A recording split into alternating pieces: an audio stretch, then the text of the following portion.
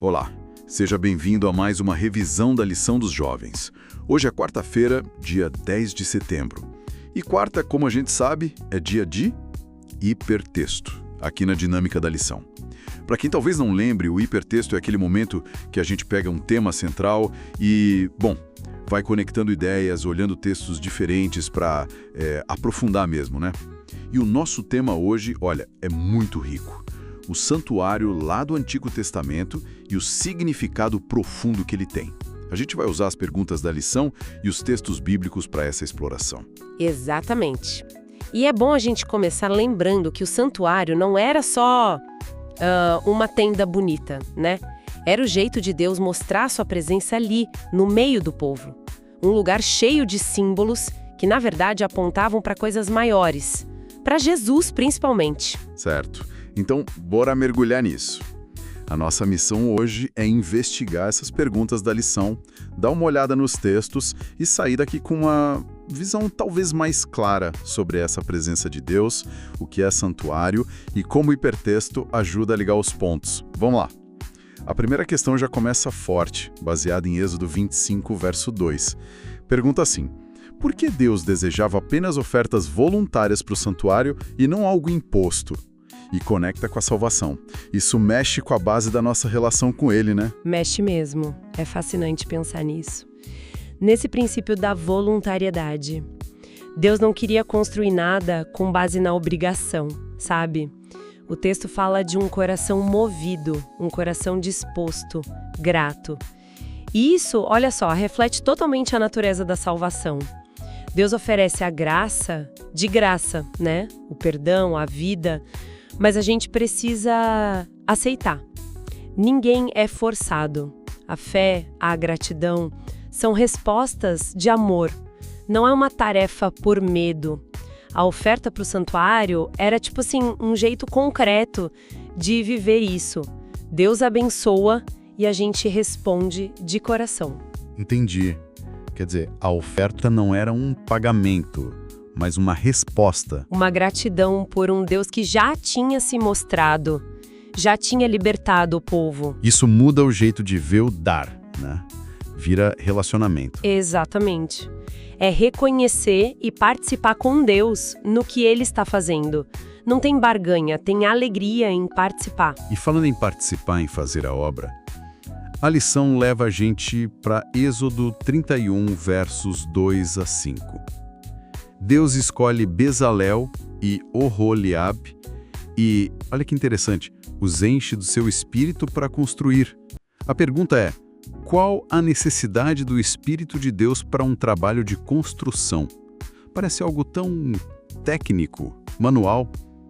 O que isso revela sobre tarefas comuns? Se a gente conecta isso com tudo, é muito significativo. Deus não só deu a planta detalhada, mas capacitou os artesãos com o próprio espírito dele. Deu sabedoria, entendimento, ciência em todo o lavor, habilidades artísticas, técnicas, intelectuais, tudo. Isso mostra que para Deus não existe essa divisão tão rígida que a gente às vezes faz, sabe? Entre o sagrado e o secular. Uma habilidade manual ou artística, quando é dedicada a Deus e guiada pelo Espírito, vira um ato de culto. Vira ministério. O Espírito Santo não age só na pregação, entende? Ele age na marcenaria, na costura. Ele eleva o comum e dá um propósito divino para tudo que é feito para a glória dele. Nossa, isso tem uma implicação gigante para como a gente vê nossos talentos, nossa profissão. Qualquer trabalho honesto, feito bem feito e para Deus, pode ser um lugar onde o Espírito atua. É isso. Que perspectiva, hein? Realmente dignifica qualquer chamado. De que só o que é feito dentro da igreja é espiritual. A vida toda pode ser espiritualizada se a gente vive conectado com Deus. Agora, aqui a coisa fica, talvez, ainda mais profunda. A lição nos joga lá para o Novo Testamento, João 1, verso 14. E o Verbo se fez carne e habitou entre nós.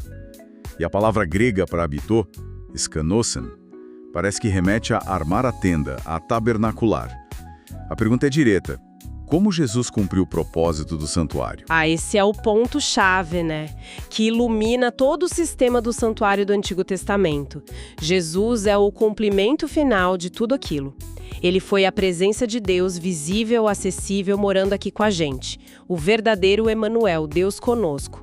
O santuário era o lugar do encontro. Jesus é o encontro. Mas não para por aí. Toda a vida dele, o sacrifício perfeito na cruz, ele é o Cordeiro de Deus, cumprindo todos aqueles sacrifícios, sabe? E a ressurreição, e o ministério dele hoje, como nosso sumo sacerdote lá no céu, intercedendo por nós, como Hebreus descreve tão bem. Isso dá sentido a cada detalhe do tabernáculo. Ele é o lugar do encontro, o sacrifício e o sacerdote, tudo nele. Uau! Então não é que o santuário antigo ficou irrelevante, mas o significado dele se completou, se revelou totalmente em Cristo. Os símbolos acharam a substância nele. Isso me faz pensar, como é que a presença de Deus se manifesta hoje, então, se não é mais naquele prédio? Aquele santuário terrestre apontava para Cristo e para o santuário celestial onde ele está agora. A presença de Deus não está mais presa a um lugar físico na terra como era antes. E aí vem a próxima reflexão da lição, bem prática. Embora as igrejas cristãs não sejam paralelos diretos com o santuário do Antigo Testamento, como podemos ajudar nossas igrejas a se tornarem lugares em que as pessoas possam sentir a presença de Deus? Essa questão é importante e, olha, exige um certo cuidado. Nossos prédios de igreja não são o santuário, naquele sentido teológico antigo, né? Aquele era um tipo, apontava para Cristo.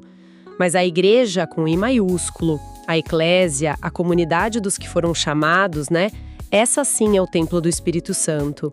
Coríntios 3 fala isso, Deus habita no seu povo reunido. Agora, para que essa presença seja sentida, sabe? Para que seja mais palpável, alguns elementos na vida da comunidade são chave. Uma adoração que seja de verdade para Deus, centrada na palavra dele, uma comunhão com amor de verdade, aceitação, apoio, um estudo da Bíblia que mude a vida, não só a cabeça, e serviço, né? Servir aos outros, dentro e fora. Quando isso tudo floresce, o espírito tem liberdade para agir e o ambiente espiritual se torna um lugar onde as pessoas podem sim ter um encontro com Deus, sentir a presença dele, não pela arquitetura, mas pela vida da comunidade ali. Faz todo sentido. O foco sai da estrutura e vai para a dinâmica espiritual, para os relacionamentos. A presença é cultivada pela vida em Cristo, juntos. Mas e a experiência mais pessoal, mais íntima? A lição nos cutuca a pensar no lugar santíssimo, baseado em Êxodo 25, 21 e 22, que falam da arca e do propiciatório como ponto de encontro direto de Deus com Moisés. A pergunta é, como podemos experimentar o propósito do lugar santíssimo hoje? O lugar santíssimo era o coração do santuário, o centro da santidade. Ali ficava a arca com a lei e sobre ela o propiciatório, a tampa, que muitos chamam de trono da misericórdia. Era onde a Shekinah, a glória de Deus, se manifestava de um jeito especial. O lugar da expiação anual. Só o sumo sacerdote entrava uma vez por ano com sangue. Representava a presença mais íntima e santa de Deus. A grande notícia do Evangelho, o ponto alto, é que quando Jesus morreu, o véu do templo rasgou de cima a baixo. Lembra? Mateus 27. Isso simboliza que o caminho para a presença direta de Deus foi aberto para todo mundo que crê em Cristo. Hebreus fala que a gente tem ousadia para entrar no Santíssimo Lugar pelo sangue de Jesus. A gente experimenta o propósito do lugar santíssimo hoje quando, pela fé em Cristo, nosso sumo sacerdote, a gente se aproxima de Deus em oração, com confiança, buscar essa comunhão íntima, confessar direto para Ele, receber o perdão e a misericórdia dele, que é Cristo, o propiciatório, e ouvir a direção dele pela palavra, pelo Espírito. É ter acesso pessoal ao trono da graça, a qualquer hora, em qualquer lugar. Que privilégio, incrível. E, nossa, às vezes a gente nem se dá conta disso, né? A barreira caiu, o acesso que era para um homem uma vez por ano, agora está aberto para todos nós, o tempo todo, por Jesus. E essa ideia de acesso e presença leva a gente direto para a dinâmica do hipertexto de hoje, né? Começando com a seção Compare. Exato. O Compare ajuda a gente a amarrar essas conexões todas. Tem 2 grupos de textos sugeridos ali. O primeiro grupo foca nesse tema que aparece sempre, Deus habitando no meio de seu povo. Tem textos como 1 Reis 6, a promessa a Salomão, Ezequiel 37, profecia da nova aliança, Zacarias 2, promessa de habitar em Sião, 2 Coríntios 6, nós somos o santuário, e Apocalipse 21, na Nova Jerusalém, Deus e o Cordeiro são o santuário. O que liga tudo isso? Puxa, parece que do começo ao fim da Bíblia tem esse desejo enorme de Deus de estar perto da gente, de viver com a gente. O santuário foi um jeito, Cristo foi o jeito perfeito, a igreja é um jeito hoje e a Nova Jerusalém vai ser o jeito final.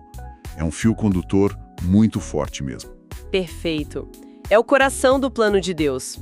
Já o segundo grupo de textos, Mateus 21 e João 2, mostra Jesus purificando o templo. Ele expulsando o pessoal que estava vendendo, trocando dinheiro, dizendo que a casa do Pai era casa de oração, não comércio. Isso destaca o quê? O zelo de Jesus pela santidade, pelo propósito certo do lugar de adoração. Mostra que o encontro com Deus pede reverência, intenção pura, foco no que importa, não em ganhar dinheiro ou explorar os outros. Que interessante. O primeiro grupo mostra o desejo de Deus por perto e o segundo a necessidade de santidade e propósito certo nesse encontro. Lembra a gente que a presença de Deus convida para transformar, né? Não é só para sentir algo passivamente. E para a gente tentar amarrar isso tudo de um jeito mais pessoal, a lição sugere a atividade rede semântica, no momento hipertexto. A ideia é fazer um mapa mental começando com a palavra santuário. Sim, é um exercício ótimo para sintetizar.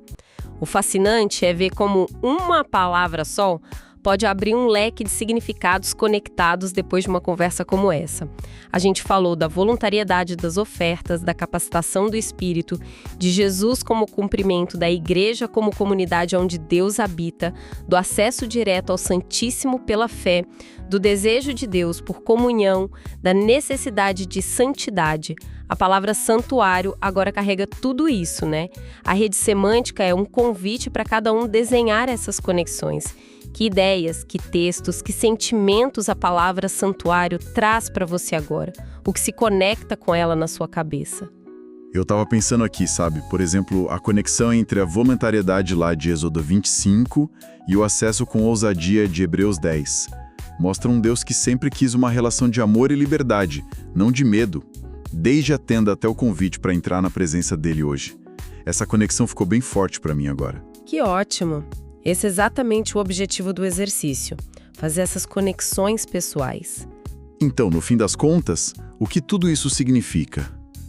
Tentando juntar as peças dessa nossa conversa sobre o santuário. Talvez a grande mensagem seja que Deus sempre buscou um jeito, um espaço para se encontrar com a gente de forma íntima que transforma. Começou com uma tenda no deserto, se cumpriu perfeitamente em Jesus, se manifesta hoje na comunidade de fé e aponta para a comunhão eterna com Ele. É isso. Acho que sim. E talvez o pensamento para a gente levar, a provocação que fica dessa exploração toda, seja essa. Se o acesso à presença de Deus foi aberto de forma tão dramática por Cristo, como é que a gente pode, na prática, cultivar um santuário pessoal no nosso dia a dia?